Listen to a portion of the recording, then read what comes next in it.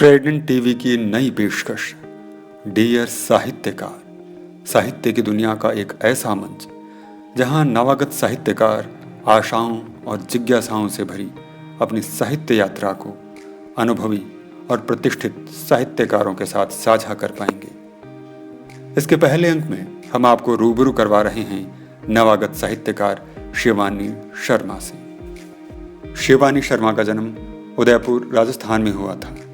इन्होंने BCom, MBA, Montessori diploma किया। बचपन से ही लेखन में रुचि, अच्छा लिखना, पढ़ना, संगीत सुनना, घूमना और बच्चों के साथ खेलना तथा समाज से जो अनुभव एहसास मिले, उन्हीं अनुभव व एहसासों को अपनी कविताओं के माध्यम से लोगों के दिलों में उतारने की कोशिश करती रही हैं शिवानी शर्मा। इनके कस्तूरी कंचन, उत्कर्ष काव्य संग्रह एवं पर्पल ह्यूज सांझा काव्य संग्रह में रचनाएं प्रकाशित हो चुकी हैं। प्रतिष्ठित पत्र पत्रिकाओं में भी इनकी रचनाएं प्रकाशित हो चुकी हैं, जैसे राजस्थान पत्रिका, दैनिक भास्कर, अटूट बंधन, दीक्षित टाइम्स आदि। शिवानी शर्मा को युवा उत्कर्ष साहित्य मंच दिल्ली द्वारा साहित्य गौरव सम्मान 2015 भी दिया जा चुका है। शिवानी शर्मा 1990 से आकाशवाणी से जुड़ी रही हैं और अब दूरदर्शन से भी जुड़ गई हैं। शिवानी शर्मा अजमेर पोइट्स कलेक्टिव साहित्यिक मंच के संस्थापक सदस्य भी हैं। तो आइए आज हम रूबरू होते हैं और जानते हैं शिवानी शर्मा के साहित्यिक सफर को।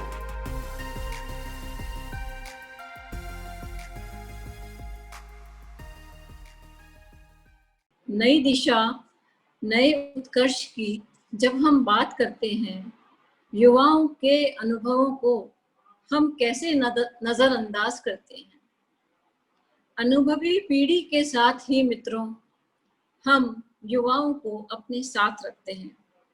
कुछ इसी अंदाज में ट्राइडेंट टीवी का ये डियर साहित्यकार अनुभव के साथ युवा पीढ़ी, युवा साहित्यकार आपके समक्ष लेकर आ रहे हैं और इस कार्यक्रम में हम आप सभी का स्वागत करते हैं।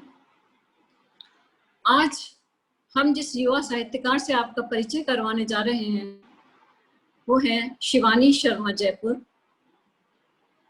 जब शिवानी जी का नाम आता है युवा साहित्यकार में, तो अनायास ही हमें लोकप्रिय हिंदी साहित्य की लोकप्रिय कहानीकार, उपन्यासकार शिवानी जी की याद हो आती है। वो एक सर्वप्रिय कथाकार, उपन्यासकार रही हैं और लगता है कि शिवानी जी को देखकर भी लगता है कि जिस तरह से वो अब साहित्य रचना शुरू हुआ है उनका, और जिस तरह से साहित्य के क्षेत्र में एक युवा साहित्यकार हमारे सामने आ रही हैं, तो हमें उनसे भी बहुत आशाएं हैं कि वो भी इसी तरह अपनी उन्नति की सीढ़ियां चढ़ती जाएंगी और एक सुंदर साहित्य हमारे सबके सामने, हमारे साहित्य जगत में को अपना महत्वपूर्ण योगदान देंगी।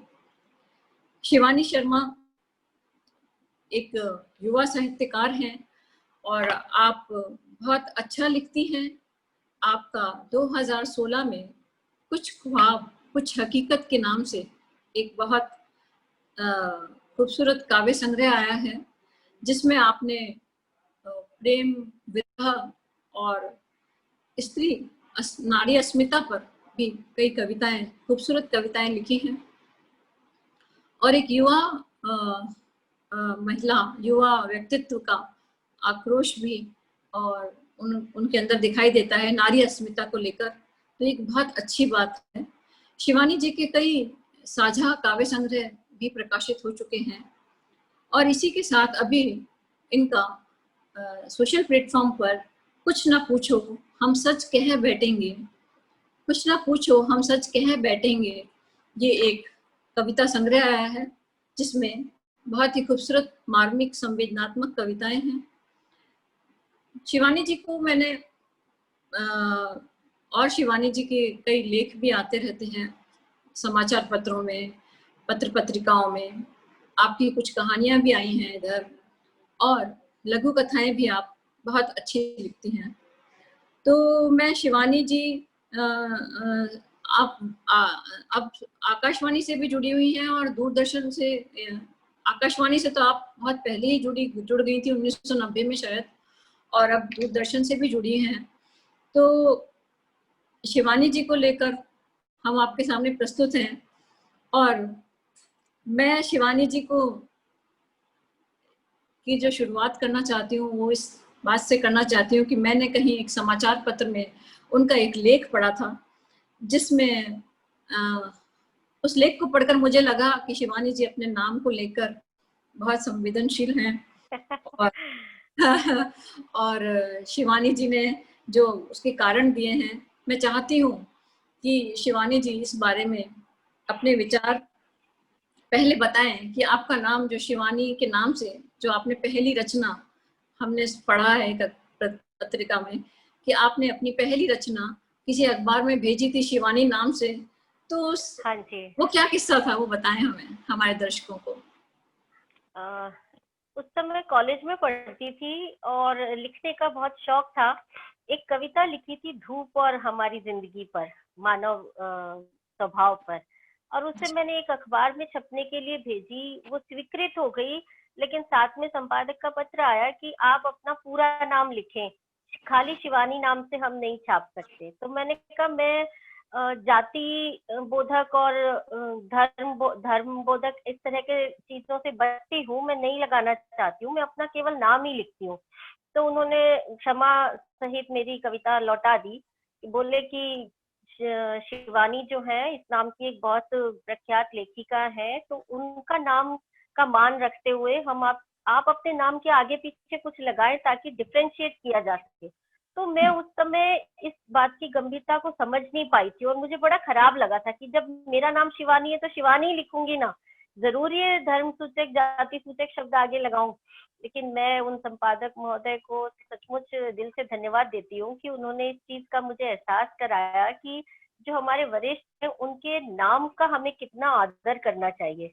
उस समय अगर वो शिवानी नाम से छाप देते तो ये एक अच्छी चीज नहीं होती। सचमुच उन्होंने एक अच्छा डिसीजन लिया, और उसके बाद लंबे समय तक मैं शिवानी नाम से ही अपनी डायरी में लिखती रही। लेकिन जब भी छपने के लिए कहीं भेजती थी तो वो जरूर पूछते थे कि आप अपना पूरा नाम बताएं। फिर मुझे वही घटना याद आती थी, तो फिर क्योंकि जयपुर शहर ने मुझे बनाया है, जयपुर शहर का मेरे साहित्यिक जीवन में बहुत बड़ा योगदान है, तो फिर मैंने शहर का नाम ही अपने नाम के साथ जोड़ लिया कि जो शहर मुझे पहचान देता है वो शहर सदा मेरे साथ चलेगा। तो मैंने अपने नाम के आगे शिवानी जयपुर लिखना शुरू किया। अभी भी हालत ये है कि कुछ संपादक शिवानी जयपुर नाम से छाप देते हैं, लेकिन कुछ फिर भी पूछते हैं कि अरे आपका सरनेम नहीं है, आगे क्या लगाना है। समाज में अभी ये बात स्वीकार्य नहीं है कि कोई बिना सरनेम के मतलब खाली नाम से कैसे काम चला सकता है। बहुत अच्छी बात है, ये तो हमारी युवा पीढ़ी को किससे हमको सीखना चाहिए कि जातियों, धर्मों और इनके चक्कर में ना पड़ के हम साहित्य रचने में ज़्यादा ध्यान लगाएं। वो बहुत अच्छी बात है, और ये यही एक युवा पीढ़ी की खासियत है। मुझे बहुत पसंद है आज की युवा पीढ़ी जो साहित्य रच रही है। कई लोग कहते हैं कि बहुत ज़्यादा कुकरमुत्ते की तरह युवा पीढ़ी उग रही है साहित्य में, लेकिन ऐसा नहीं। जो लिखते हैं, जो वास्तव में लिखते हैं, उनमें एक नाम आपका है। मैंने आपकी किताब पढ़ी है और आप बहुत अच्छी कविताएं लिखती हैं। बहुत नारी को लेकर जो आपका मन में जो छटपटाहट है, नारी अस्मिता को लेकर जिस तरह से आप लिखती हैं, वो मुझे बहुत पसंद है। और इसी संदर्भ में मैं आपसे ये पूछना चाहूंगी हमारे दर्शकों के लिए कि आपकी पहली रचना कहाँ, किस जगह प्रकाशित हुई? अमूमन क्या होता है, लेखक अपनी शुरुआत कविता से ही करते हैं, और आपने भी कविता। हाँ, मेरे छपने की शुरुआत जो है वो 2014 में, अगर प्रतिष्ठित पत्र पत्रिकाओं की बात की जाए तो फेसबुक पे जुड़ने के बाद बहुत सारे अखबार और पत्रिकाएं ऐसी थी जिनमें छुटपुट रचनाएं आती रही। लेकिन एक प्रतिष्ठित अखबार में 2014 में राजस्थान पत्रिका में मेरी एक कविता छपी थी, छलक छलक जाए। वो कह सकती हूँ कि मतलब मेरे लिए आपकी संवेदना हर कविता में छलक छलक ही जाती है शिवानी जी। बहुत अच्छी कविता लिखती हैं। आपका कविता संग्रह मैंने पूरा कुछ ख्वाब कुछ हकीकत पढ़ा है। हाँ उसमें जी। आपने अपने मन की कोमल भावनाएं जो है बहुत ही खूबसूरत तरीके से चित्रित की हैं। और एक आपकी कविताओं की ये खासियत मुझे लगी कि आप बहुत कम शब्दों में गहरी बात कह जाते हैं। ये आपका अंदाज बहुत निराला है और मैं समझती हूँ कि लेखक की सफलता की निशानी है कि आप बहुत कम शब्दों में कोई मार्मिक बात कह जाएं। और उस कविता संग्रह में धन्यवाद। भी आपने प्रेम, विरह और स्त्री के मनोभावों का बहुत ही खूबसूरत चित्रण किया है और का इतनी कविताएं लिखी हैं। तो इनके लिए आपको समय भी लगा होगा और आपने इनको एक संग्रह में प्रकाशित करने का आपका विचार कैसे बना? फेसबुक पे जब लिखते थे, मेरे लेखन में शुरुआत जो दोबारा मैंने शुरू की, वो उसमें फेसबुक का बहुत बड़ा हाथ है। ये एक बहुत अच्छा प्लेटफॉर्म था जहाँ से हमने वापस लिखना शुरू किया। तो कुछ ऐसे शुभचिंतक मिले जिन्होंने कहा कि बिखरी हुई कविताओं को संकलित करवाओ, ताकि कहीं भी आपको अपने आप को रिप्रेजेंट करना हो तो आपका एक कविता संग्रह होना चाहिए, या आप कहानी लिखते हैं तो कहानी संग्रह होना चाहिए। तो बिल्कुल उस सही। समय फिर हाँ, अपने आप को आप कहाँ किसको कहाँ से निकाल के बताओगे कि ये कविता है, ये कविता है। एक संग्रह होगा तो आप अपने आप को अच्छे से रिप्रेजेंट कर पाएंगे। तो ये कविता संग्रह लिखा, बना मेरा, और मेरा सौभाग्य था कि राजस्थान साहित्य अकादमी से इसे अनुदान भी मिला। बहुत बहुत उसके बधाई। बाद बहुत बड़ी बात है ये कि धन्यवाद। पहले ही संग्रह पर आपको राजस्थान साहित्य अकादमी ने अनुदान दिया। बहुत गर्व की बात है ये साहित्यकार के लिए और कविकार कवित्री के लिए बहुत बड़ी बात है ये। बधाई आपको। इसके बाद मैं लघु कथा में मेरा ज्यादा दखल हुआ। बहुत शौक हुआ मुझे कि मैं लघु, क्योंकि मुझे, जैसा कि आपने भी इस चीज को नोटिस किया कि कम शब्दों में कुछ ज्यादा बात कह देने वाली, गागर में सागर वाली बात जो थी, वो मुझे खुद महसूस होती थी कि जिस चीज को मैं 2 शब्दों में या कम शब्दों में कह देती हूँ, लोग लंबी लंबी कविताएं बनाते हैं या कहानी। तो मुझे लगा मुझे लघु कथा में काम करना चाहिए, क्योंकि लघु कथा में वही चीज होती है कि आप कम शब्दों में ज्यादा बात कह सके।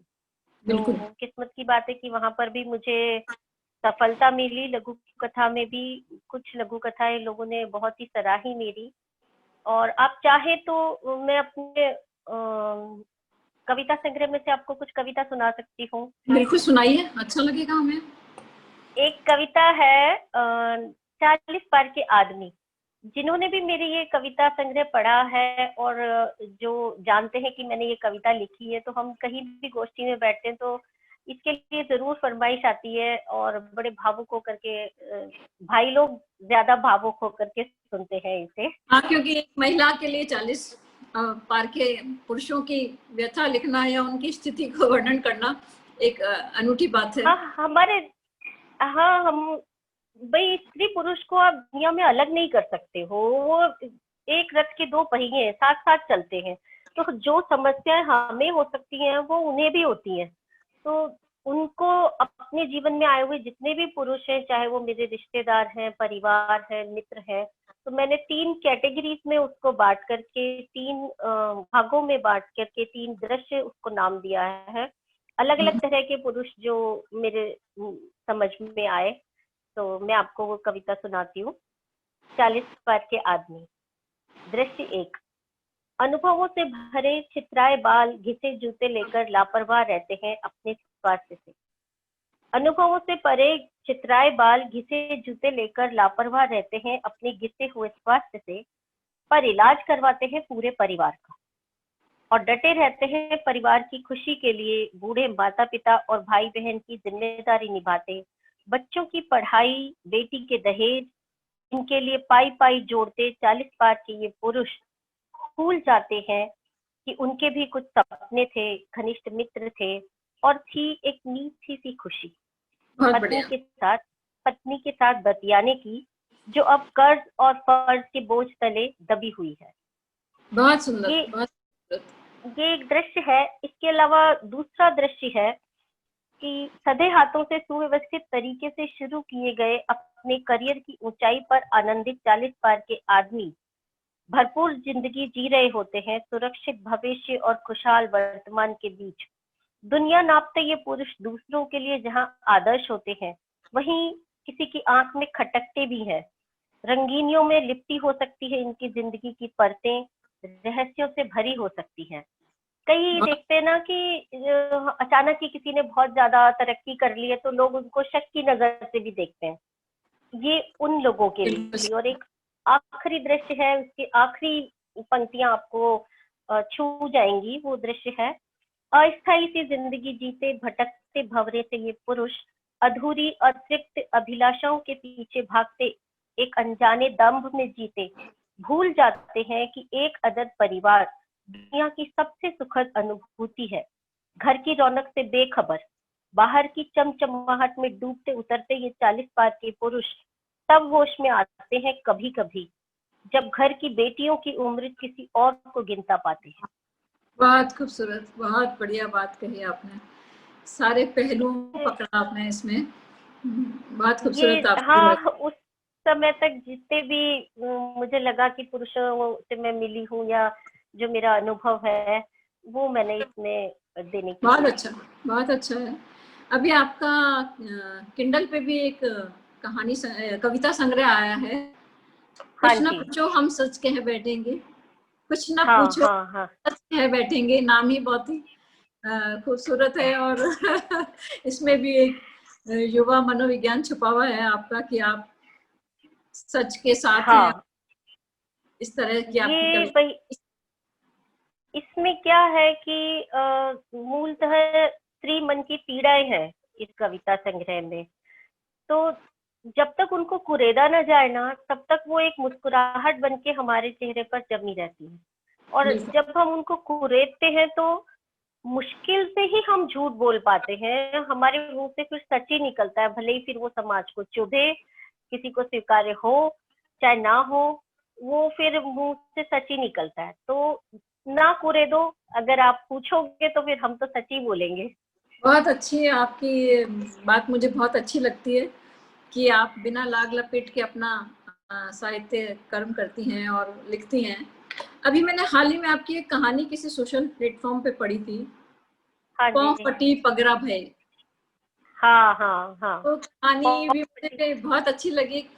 वो कहानी मुझे इसलिए अच्छी लगी कि आधी कहानी जब मैंने पढ़ी तो मुझे लगा कि ये इस तरह की कहानी लिखी हुई है, कई लोग लिखते हैं इस तरह की।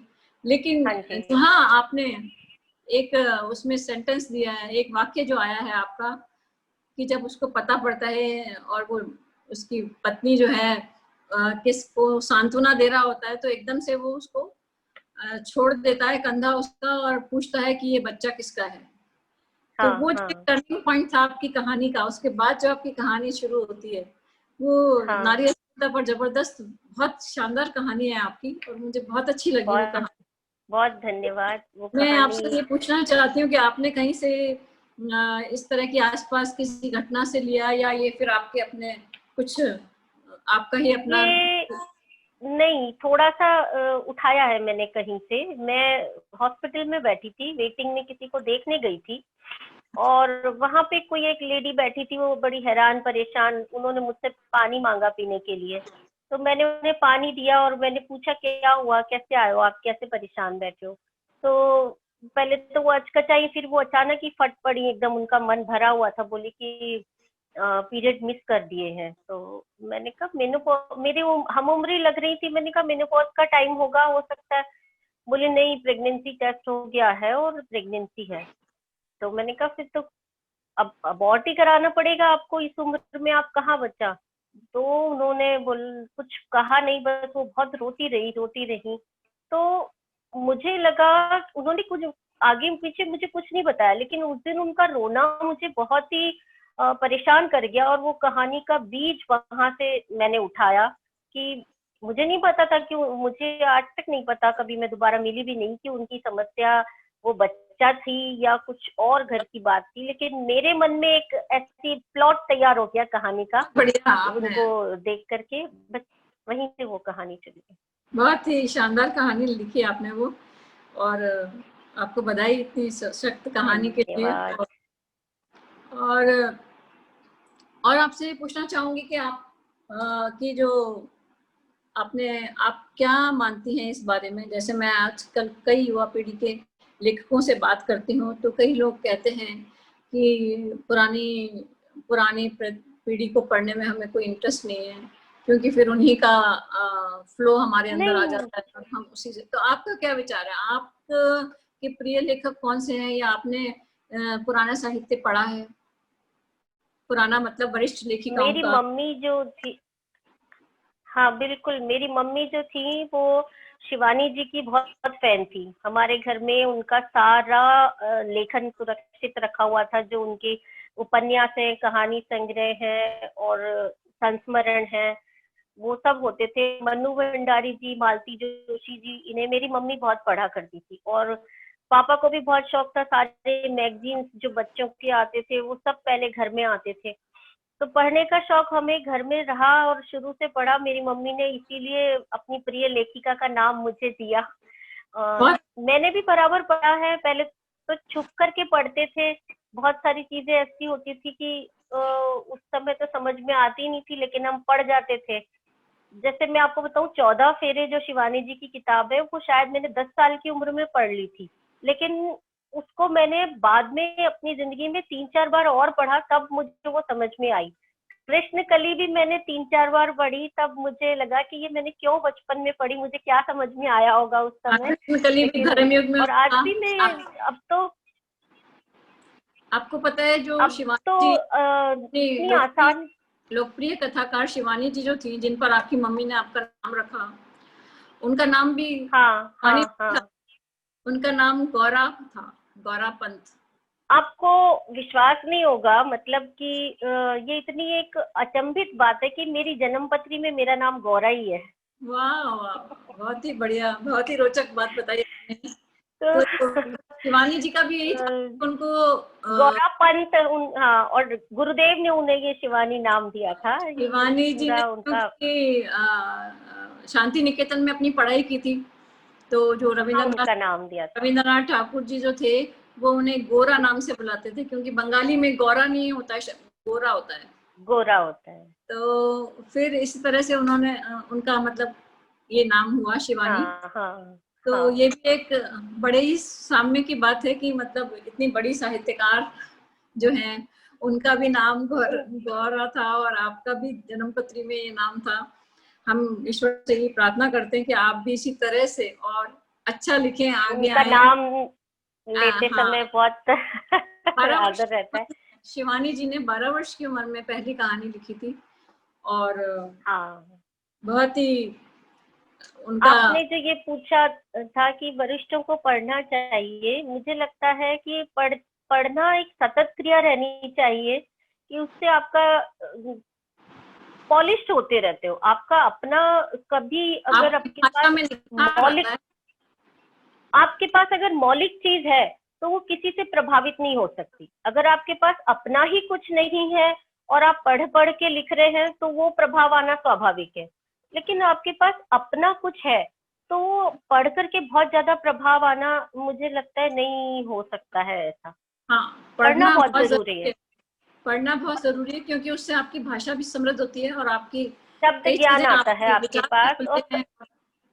एक बार किसी चर्चा, हाँ, एक बार कहीं इसी विषय पे चर्चा चल रही थी, तो मुझे याद नहीं, शायद विवेक जी ने बोला था ये उदाहरण, या किसने दिया था, कि एक साइंटिस्ट, युवा साइंटिस्ट ने अपने आप को कमरे में कैद कर लिया और वर्षों तक वो कुछ इन्वेंट करता रहा। और जब वो कई सालों बाद बाहर निकला और उसने दुनिया को दिखाया, देखो मैंने कितनी चमत्कारिक चीज बनाई है, तो दुनिया ने कहा अरे ये तो भाप का इंजन है।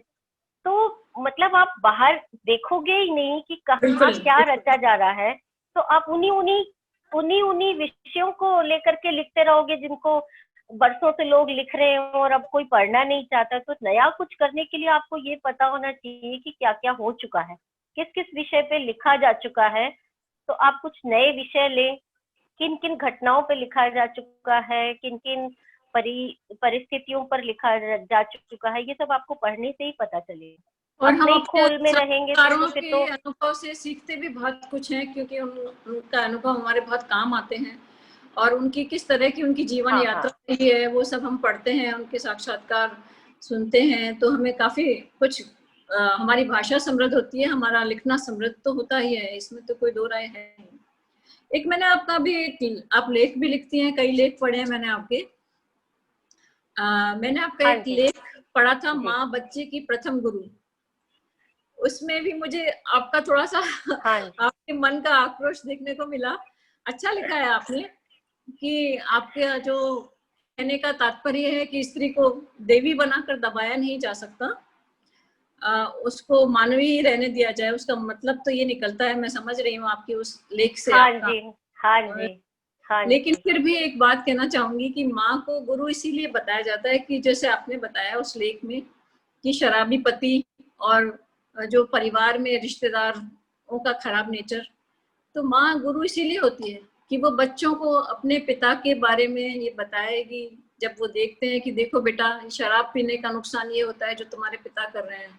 गुरु इस सेंस में होती है माँ, इस तरीके से होती है कि वो बच्चे हाँ को जो भी नेगेटिविटी, जो नकारात्मकता अपने परिवार में देख रहा है, उसको वो सकारात्मक रूप से बता सकती है कि तुम्हें बेटा ऐसे नहीं करना है। इसीलिए माँ को गुरु कहा जाता है। माँ के गुरु कहने का ये भी एक अर्थ होता है। आपने बहुत अच्छा हाँ है, लेकिन मुझे मेरा ऐसा लगता है। तात्पर्य, हाँ नहीं, आपकी बात बिल्कुल सही है। आपने एक जो दृष्टिकोण दिया है वो बहुत सही है। मेरा आक्रोश ये था कि बच्चे को पालने की जिम्मेदारी सामूहिक होती है। अगर घर में माहौल खराब है तो आप ऐसा नहीं सोच सकते हैं कि बच्चे पर उसका किसी भी कीमत पर असर नहीं आएगा ही। और फिर उसके लिए खाली माँ को दोष दे दिया जाता है कि माँ ने अच्छा पालन पोषण नहीं किया। भाई, जैसे एक पौधा होता है, उस पौधे को खाद, पानी, धूप, नमी, हर चीज एक अच्छे उचित रेशो में चाहिए होती है। अगर उस रेशो में नहीं मिलती है तो वो पौधा पनपता है या मुरझाता है, ये उसके ऊपर डिपेंड करता है। तो हम खाली उस मिट्टी को नहीं दोष दे सकते हैं कि ये मिट्टी खराब थी, ये पौधा नहीं हुआ। हो सकता है वो धूप में झुलस गया हो सकता है वो खाद में कम रही हो। मतलब बहुत सारे कारण होते हैं। तो खाली माँ को दोष देने पर मुझे आपत्ति थी कि अगर ये दोष की जिम्मेदारी होता सबकी। दोष दोष दोष की बात नहीं है। माँ को गुरु हाँ इसलिए कहा है कि वो बच्चे के पौधे को अच्छे संस्कारों से, जो उसके अंदर गुण है वो तो वो उसमें डाल सकती है। वो उसे बता सकती है कि बेटा ये गलत है, तुम्हारे पिताजी शराब पी रहे हैं तो तुम्हें नहीं करना है ये, या परिवार के सदस्य मेरे साथ खराब व्यवहार कर रहे हैं तो तुम्हें बड़े होकर ऐसा नहीं करना है। इस सेंस में माँ का गुरु होना ये तो अपनी हमारी तरफ से संस्कृति में, बताएगी। हाँ, हाँ ये हमारी संस्कृति में माँ को गुरु इसीलिए बताया जाता है कि वो उस बच्चे रूपी पौधे को अच्छी खाद देगी, पानी डालेगी और उसे अच्छे रूप में बड़ा करेगी, जिससे कि वो हरा भरा रहे और अपना और अपने समाज के लिए अच्छा कुछ करे। तो मतलब माँ का इस सेंस में भी आप समझिए कि ये भी एक माँ को गुरु कहना इस सेंस में। आपका आक्रोश बिल्कुल सही है नारी अस्मिता को जैसे लेकर, वो किसी सही समय स्त्री को बहुत गुस्सा आ रहा है घर में, जैसे पति शराब पी के आया है या सास ननद ने कुछ झगड़ा किया है और स्त्री को बहुत गुस्सा आ रहा है। वो अपना गुस्सा इसलिए दबा जाए कि बच्चा वो देख करके गलत चीज सीखेगा। तो ये उसके प्रति एक अमानवीय व्यवहार हो गया। वो जिस तरह से सहज स्वाभाविक उसकी सास गुस्सा कर रही है, उसकी ननद गुस्सा कर रही है या दिरानी जेठानी दूसरी महिलाएं स्वाभाविक रूप से गुस्सा कर रही है, उसे उस समय चुप रहना चाहिए, दबा जाना चाहिए, क्योंकि बच्चे पर गलत असर होता है। वो तो तो एक सही बात है। अमानवीय अगर हम एक अपेक्षा हो नारी की जाती है। देखें, एक महिला की दृष्टि से देखें तो वो आपकी बात बिल्कुल भी सही है। चिल्लाना है। लेकिन जो एक माँ है वो तो गुरु है ही शिवानी जी, उसमें कोई दो राय, हाँ क्योंकि माँ ही बच्चे का सही विकास कर सकती है, उसे सही डायरेक्शन दे सकती है, सही चीज बता सकती है। तो दोनों बातों से सहमत हूँ मैं, आपकी बात से भी के लिए सहमत वो, जब वो अपनी इंसान होना भूल के केवल माँ होगी ना, तभी वो ये कर सकती है। वो इंसान और माँ एक साथ नहीं रह सकती है। नहीं, माँ करती है, माँ तो त्याग करती है हाँ शिवानी जी अपने बच्चों के लिए, हाँ हम भी करते करती हैं है, अपने बच्चों के लिए, सभी करते हैं। सभी करते हैं। वो देख और करके ही तो समझ में आता है। हाँ, अभी आप एक अपनी नई जो आपकी रचनाएं हैं उनमें से भी कुछ कविता कोई सुनाए तो हमें अच्छा लगेगा। हाँ, मैं आपको सुनाती हूँ। एक वही है अभी मेरे सामने, निर्लज बहुए एक कविता आई हुई है। सुनाती हूँ मैं आपको। घूंघट के पहरे में भी ताड़ ली जाती जिनकी मुस्कुराहट, वाह, और जल और जलती आंखों से झुलसा कर तीखी बोली से भस्म कर दी जाती है। ऐसी बहुएं कभी कभी राख में चिंगारी की तरह बचाए रखती हैं अपनी मुस्कान। न ही हंसाया गया, न ही हंसने दिया गया, ना ही हंसाया गया और न ही हंसने दिया गया जिन बहुओं को सदियों तक। होती है उनमें से कुछ ऐसी जो खुद ही हंस पड़ती हैं और फिर कहलाती है निर्लज्ज। बहुत सुंदर। माथे पर झूमर के साथ झूमता है ये निर्लज्जता का तमगा उम्र भर। बूढ़ी औरतें नई बहुओं को सुनाती हैं उनकी बेहुदा कहानियां और देती है चेतावनी कि इनकी छाया से भी दूर रहे। फिर भी कुछ बहुएं हंसती हैं, भूलकर तमगों और तंज, इन सब से भूलकर हंसती है खुद के लिए और हंसती है अपनी बिटिया के लिए, क्योंकि वो नहीं जलाना चाहती अपनी आगे आने वाली पीढ़ी की, अपनी बिटिया की हंसी। बहुत सुंदर, बहुत मार्मिक आपकी कविताएं होती हैं और बहुत ही अच्छी लगती हैं आपकी कविताएं। तो इतना मर्म, इतना आक्रोश एक युवा पीढ़ी में ही हो सकता है, इसीलिए एक बताएं। कविता मैं और आपसे साझा करना चाहती हूँ। एक बहुत साधारण सी कविता है, लेकिन मुझे आश्चर्य हुआ जब सैकड़ों महिलाओं ने कहा कि ये कविता बिल्कुल सच है। मुझे लगा था कि ये खारिज कर दी जाएगी। वो कविता मैं आपसे साझा करना चाहती हूँ। जरूर। इसका शीर्षक है अवगुण। विवाह के शुरुआती दिनों में एक दिन उसने ऐसे ही लाड़ करते हुए कहा, फला काम को इस तरह किया करो। वो अचंभित हुई। अनायास ही उसके मुंह से निकला, हाँ ऐसे ही तो करती हूँ हमेशा। उसका अहम आहत हुआ। अच्छा, मेरे बताए बिना, समझाए बिना। ये रिश्ते की नींव में पहली चोट थी। धीरे धीरे जैसे जैसे उसकी समझदारी सामने आती गई, वैसे वैसे नींव कमजोर होती गई। दीवारें बन भी न पाई थी कि नींव ही भरभरा कर ढह गई। देह छोड़े जाने तक वो समझ नहीं पाई थी कि समझदार होना भी औरत का एक अवगुण ही तो है। वाह, बहुत बढ़िया, बहुत बढ़िया।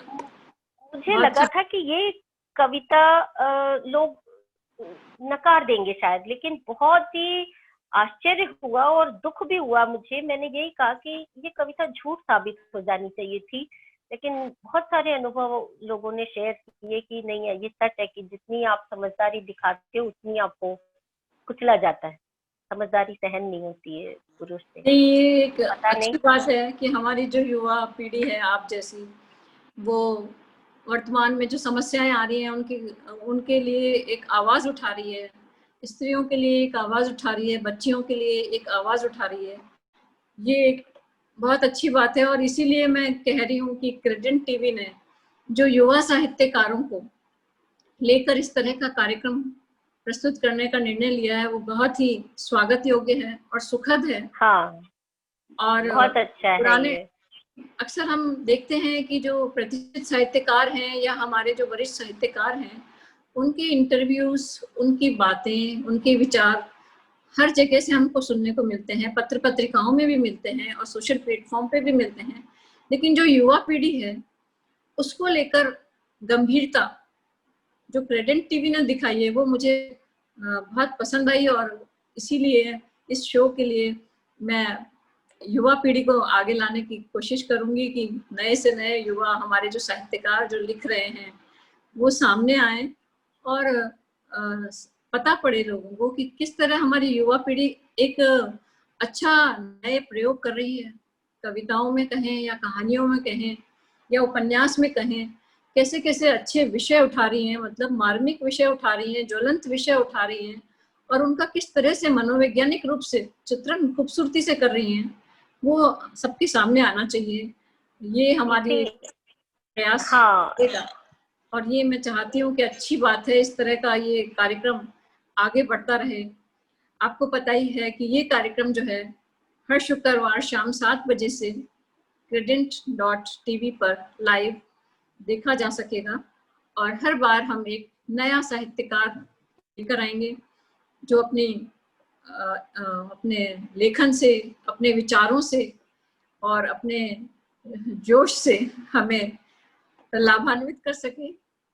आजकल जो समय हमारा चल रहा है कोरोना का, एक हाँ निराशावादी जी। माहौल सा उत्पन्न हो रहा है, उसमें ये एक सुखद अनुभूति होगी कि हम युवा पीढ़ी को सामने लेकर आएँ और उनके सच ओजस्वी विचार हमें सुनने को मिले, उनकी सुंदर लेखन हमें देखने को मिले और इस तरह का ये कारवां आगे बढ़ता रहे।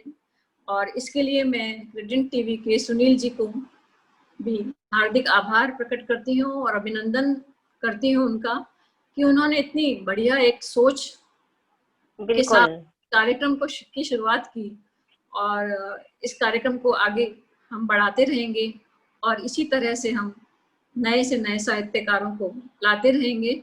इस कार्यक्रम को जो ये 21 अगस्त से शाम 7 बजे से लाइव देखा जाएगा, इसके लिए सबका शुक्रिया, जो हमारे दर्शक देखेंगे उनका भी, और रेडिएंट टीवी का शुक्रिया, बहुत-बहुत शुक्रिया है। और शिवानी जी, आप इस कार्यक्रम में मैं आई। भी बहुत-बहुत शुक्रिया है कि मुझे इंटरव्यू लेने की आदत थी, मैं हमेशा उस तरफ रहती थी जब प्रश्न पूछने वालों की तरफ। आज पहली बार इंटरव्यू दे रही हूँ, मतलब कम मौके हुए हैं ऐसे, और ये हाँ, इन्होंने मैं बहुत आपको अच्छी भूल गई, शुरुआत की। आप आकाशवाणी से भी जुड़ी हुई हैं 1990 से, आप हाँ आकाशवाणी जी। से जुड़ी हैं और अभी दूरदर्शन से भी पिछले दिनों आप जुड़ी हुई हैं, तो वो भी मुझे आपका एक बहुत हाँ, सुखद पहलू है आपके व्यक्तित्व का। धन्यवाद। तो इस तरह इंटरव्यू देना बहुत अच्छा लगा मुझे, और अपनी रचनाओं के बारे में बात करना भी बहुत अच्छा लगा। ये मौका दिया रेडिएंट टीवी ने मुझे, इसके लिए बहुत-बहुत धन्यवाद। कार्यक्रम की सफलता के लिए शुभकामनाएं हैं। नमस्कार। नमस्कार।